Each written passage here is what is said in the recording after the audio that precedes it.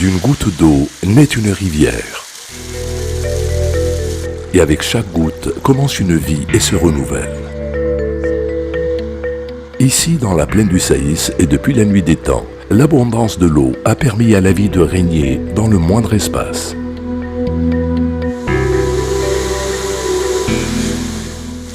La richesse en eau et la beauté du milieu ont facilité l'émergence d'un pôle économique par excellence qui est désormais en plein essor grâce aux opportunités d'offres d'emploi et des investissements.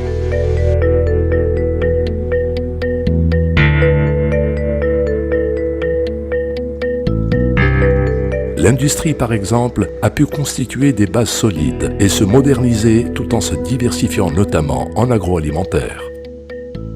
Cette industrie bénéficie amplement des progrès significatifs que connaît l'agriculture et qui se doit principalement au plan Maroc vert. Le ministère de l'Agriculture et de la Pêche maritime œuvre dans le cadre du plan Maroc vert et veille à sa concrétisation au niveau régional. Au niveau de la région Fès-Meknès, on travaille sur la concrétisation du plan régional à travers les projets du pilier 1 et du pilier 2, et aussi par la réalisation de projets structurants concernant l'utilisation de l'eau d'irrigation dans la plaine du Saïs. Les résultats du plan régional Maroc vert sont tangibles.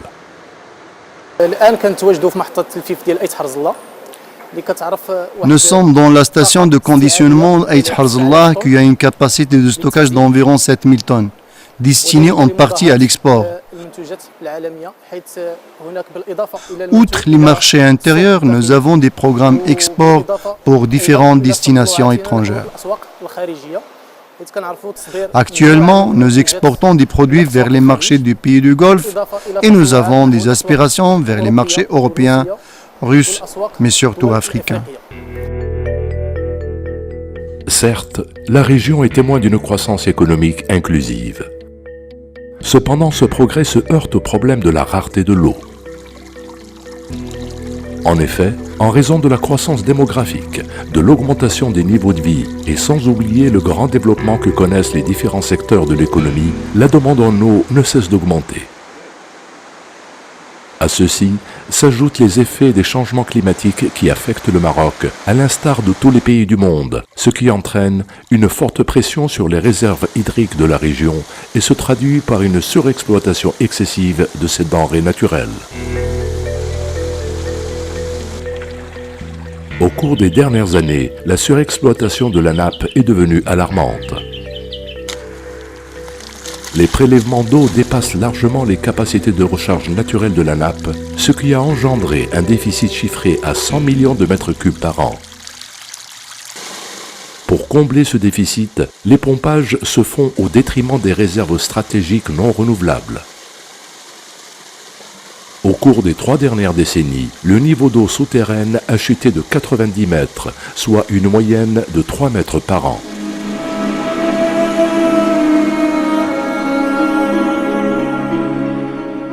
Ainsi, il est de plus en plus difficile de subvenir aux besoins en eau de la plaine du Saïs. Plusieurs secteurs en souffrent, notamment le secteur agricole. Actuellement, bon nombre d'exploitations, petites et grandes, n'arrivent pas à assurer l'ensemble de leurs besoins en eau, à tel point que certaines d'entre elles sont contraintes à disparaître. Nous avons réalisé des investissements importants dans cette ferme pour qu'elle soit une exploitation pilote. Mais le grand obstacle, c'est que nous étions heurtés au problème de la rareté de l'eau, malgré l'installation d'environ 5 bassins de grande capacité pour stocker l'eau pendant la période d'hiver et l'utiliser en été pour l'irrigation. En dépit de tous les efforts fournis en la matière assurée, nous ne parvenons pas à tous les besoins en eau. Nous assurons environ 60% jusqu'à 70% des besoins des rosacées et moins de 40% aux oliveraies et moins d'un tiers des besoins en agrumes. Pire encore, les arbres de certaines fermes ont commencé à s'assécher, ce qui a poussé un nombre d'agriculteurs à penser à immigrer vers la ville. Certes, nous avons essayé de résoudre le problème de la pénurie d'eau en réalisant 3 forages, mais nous n'avons pas pu supporter le coût de l'électricité. Les préoccupations et les soucis des agriculteurs pour leur avenir sont justifiés. L'épuisement excessif de la nappe a atteint un niveau très avancé et risque de compromettre toutes les activités économiques, sociales et environnementales.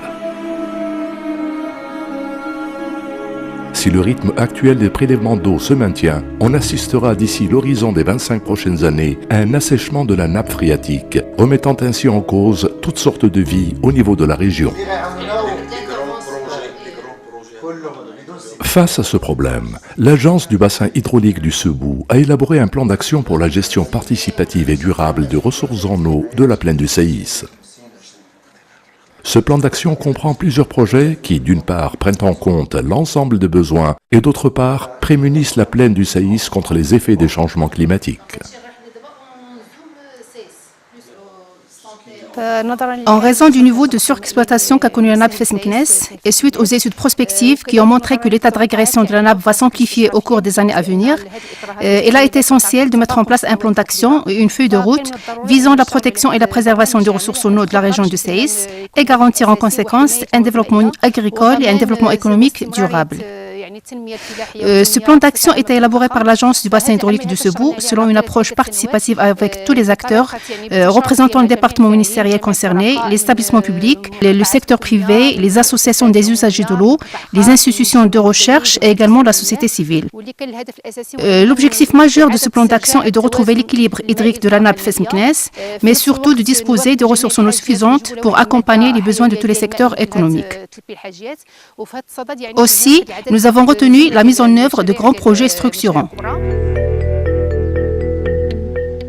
Pour une meilleure gestion des ressources en eau et afin de maintenir leur durabilité, un plan d'action intégré a été mis en place. Ce plan garantira l'eau potable ainsi que l'eau d'irrigation pour la population de la plaine du Saïs. Ici, à partir du barrage Idriss Ier, la mise en place des conduites d'adduction des eaux vers le Saïs a déjà commencé. De même qu'une station de traitement d'eau potable est en cours de réalisation.